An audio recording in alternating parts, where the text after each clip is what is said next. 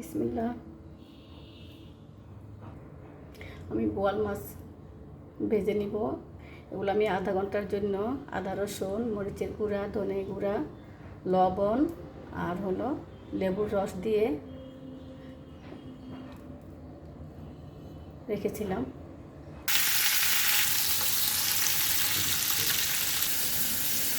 বিসমিল্লাহ। পেঁয়াজ আর আলু দিয়ে দিলাম। এখন 1 চামচ পরিমাণ তেল দিলাম। মাছ ভাজার মধ্যে তেল আছে, একসাথে ভেজে নিব পেঁয়াজ আর আলু।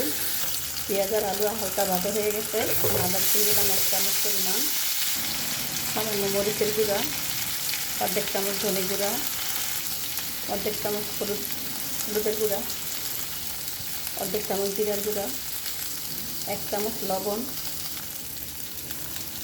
5 কাঁচামরিচ আর 5 টুকরা টমেটো।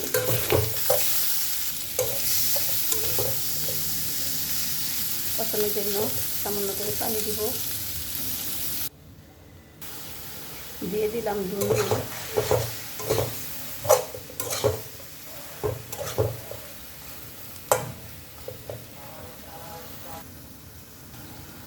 একটা তেজপাতা দিলাম। তেজপাতাগুলোকে ভালো করে কষিয়ে নিব। সাথে মাছগুলো দিয়ে দিলাম। মাছগুলো হালকা ভাজা ছিল। আমার রান্নার ভিডিওগুলো যদি কারো কাছে ভালো লাগে তাহলে সাবস্ক্রাইব করে দিবেন, তাহলে আপনাদের মোবাইলে নোটিফিকেশান চলে যাবে, সবগুলো রান্নার ভিডিও চলে যাবে।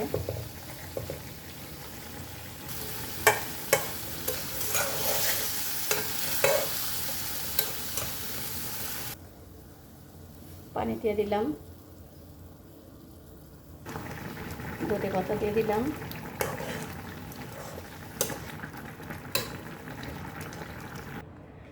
হয়ে গেছে মাছ তরকারি।